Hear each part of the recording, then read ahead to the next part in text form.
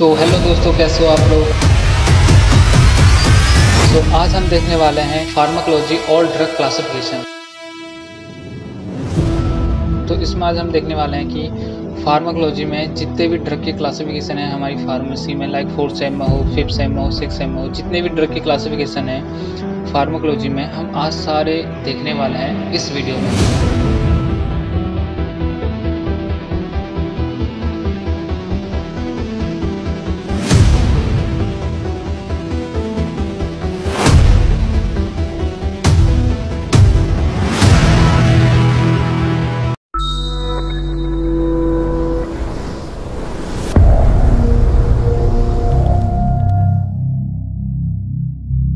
Hello दोस्तों, कैसे हो आप लोग। आई होप आप सब बढ़िया होंगे।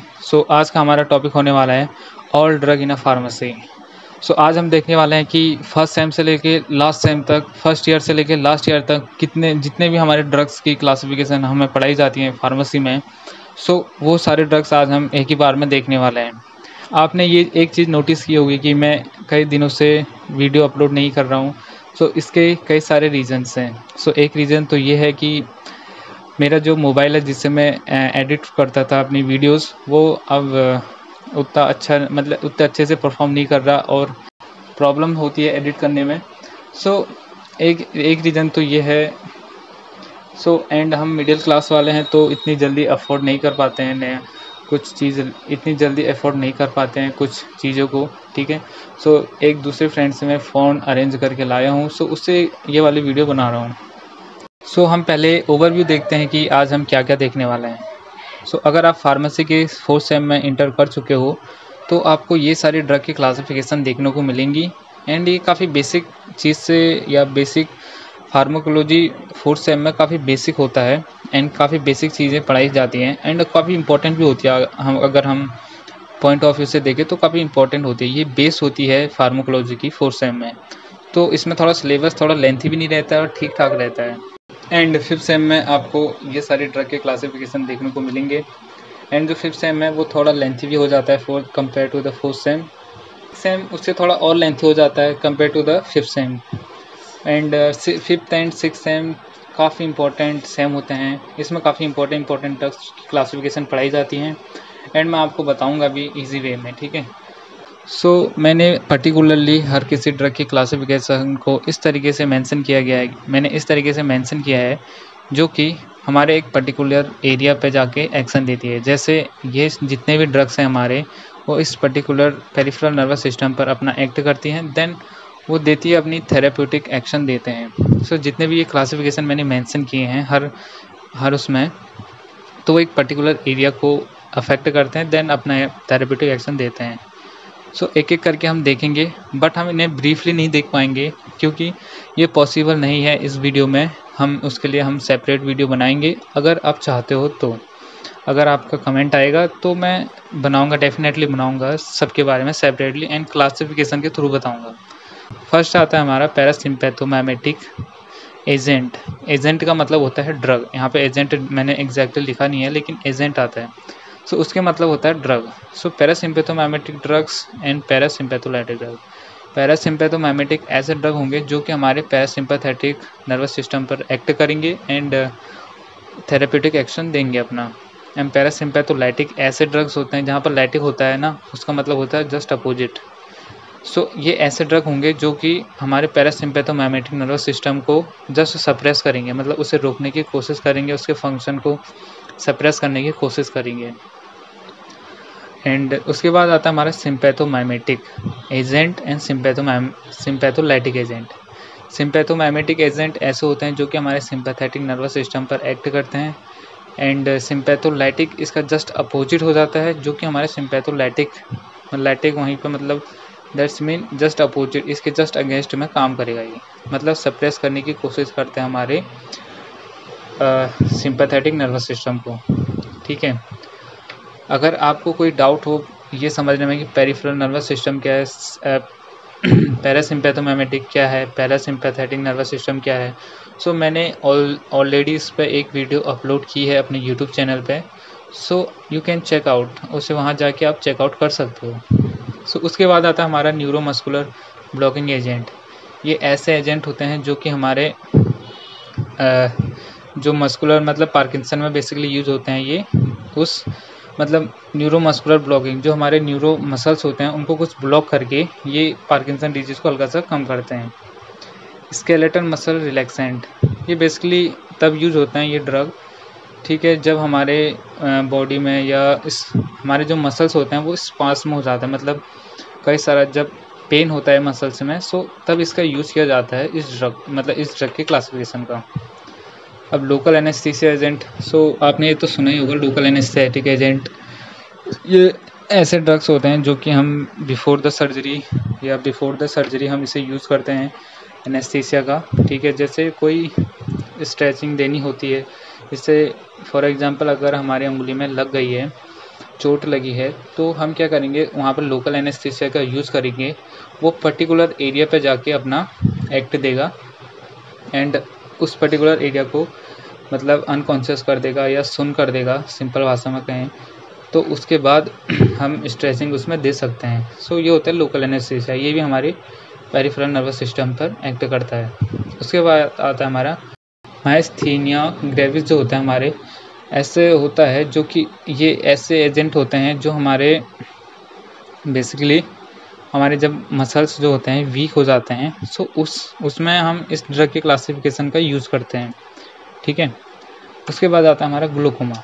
तो ग्लूकोमा एक ऐसी कंडीशन होती है जिसमें कि ब्लाइंडिंग का डर होता है या अंधा इसमें इंसान जो होता है अपना पेशेंट अंधा हो जाता है। सो इसमें क्या होता है बेसिकली जो हमारी आई होती है उसमें एक नर्व हमारे ब्रेन से कनेक्ट रहती है। अगर हमारे आँख में कोई प्रेशर जनरेट होता है तो उसमें जो वो नर्व होती है वो डिस्कनेक्ट हो जाती है हमारे ब्रेन से। सो इसे सिंपल वे में बता रहा हूँ मैं, ठीक है। सो फिर उस कंडीशन में या उस कंडीशन को ट्रीट करने के लिए जब हमारे आई में प्रेशर जनरेट होता है तो उस कंडीशन में हम ग्लूकोमा को देते हैं, ग्लूकोमा एजेंट देते हैं, ठीक है। So now come in the next topic. So हमारा जो नेक्स्ट है वो है drug acting on the central nervous system. ये भी हमारे बेसिकली 4th सेम में ही आता है, ठीक है, 4th सेम में। सो इसमें दिया जाता है जनरल एंड इसमें आते हैं हमारे ऐसे ड्रग आते हैं जो कि हमारे सेंट्रल नर्वस सिस्टम को अफेक्ट करते हैं या उस पर एक्ट करते हैं। सो इसमें आता है हमारा जनरल एनेस्थीसिया। फर्स्ट है हमारा जनरल एनेस्थीसिया। सो जनरल एनेस्थीसिया ऐसे ड्रग होते हैं जो कि हम बेसिकली यूज़ करते हैं जब हम कोई मेजर इम्पॉर्टेंट सर्जरी करते हैं, जैसे हार्ट सर्जरी हो गया एंड किडनी ट्रांसप्लांट हो गया, मतलब कई सारे जो इम्पॉर्टेंट होते हैं, कई मेजर काफ़ी बड़े ऑपरेशन करते हैं, तो इसका जनरल एनेस्थीसिया का यूज़ किया जाता है। सो एंड उसके बाद आता है प्री एनेस्थेटिक्स। सो इस पर भी मैंने जनरल एनेस्थेटिक्स पे भी एक वीडियो बनाई है, you can check out. So pre anaesthetics क्या मतलब क्या होता है कि बिफोर द सर्जरी से पहले जस्ट हम इसका यूज़ करते हैं, क्योंकि कुछ सर्जरी जो होती है हमारी वो कई लंबे समय तक चलती हैं। सो इससे क्या होता है कि जो हमारा पेशेंट है वो कभी कभी डिस्कम्फर्ट भी हो सकता है। सो इसलिए हम प्री एनेस्थेटिक का यूज़ करते हैं। डिस्कम्फर्ट का मतलब यहाँ है कि जैसे उसे वॉमिटिंग हो सकती है ड्यूरिंग द ऑपरेशन, भले ही वो अनकॉन्शियस हो लेकिन हो सकता है, एंड उसका ब्लड प्रेशर कभी अचानक बढ़ ना जाए, वो घबराए ना, तो इसलिए हम प्री एनेस्थेटिक का भी हम उसमें यूज़ करते हैं। सो ये काफ़ी इंपॉर्टेंट ड्रग है।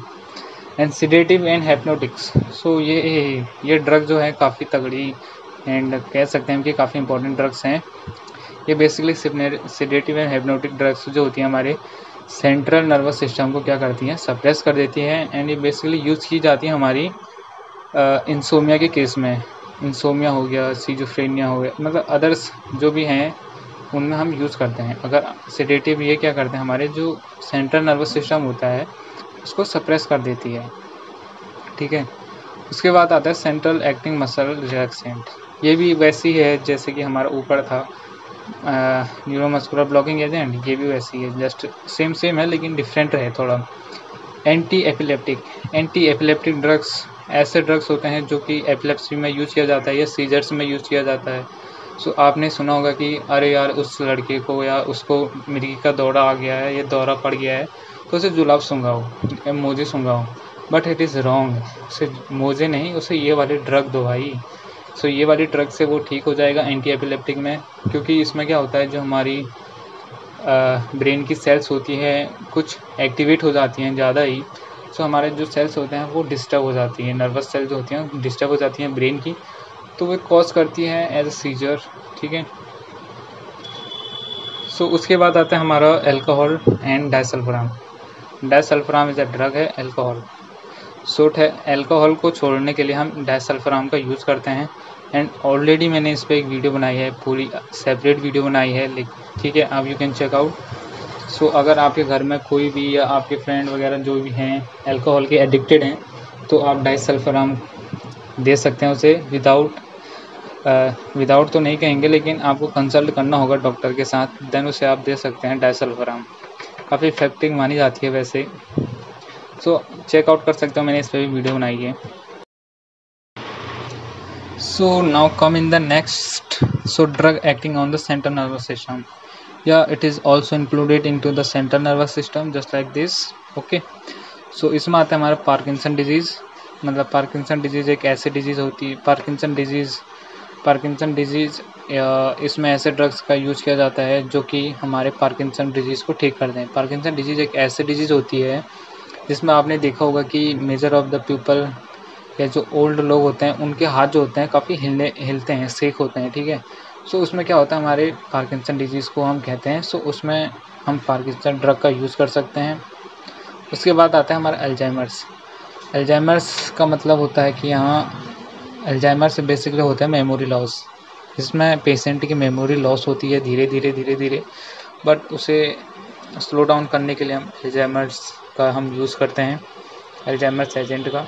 तो CNS स्टिमुलेंट एंड इसका जो बेसिक यूज़ होता है, हमारे CNS को स्टिमुलेट कर देती हैं, कुछ हाइपर एक्टिविटी करती हैं हमारी ब्रेन में, ठीक है। जैसे कोई एक्स्ट्रा मूवमेंट कराना हो या कुछ अदर फंक्शन करना हो, तो CNS स्टिमुलेंट क्या करते हैं, हमारे जो सेंट्रल नर्वस सिस्टम की एक्टिविटी होती है उसको इंक्रीज़ कर देता है, ठीक है।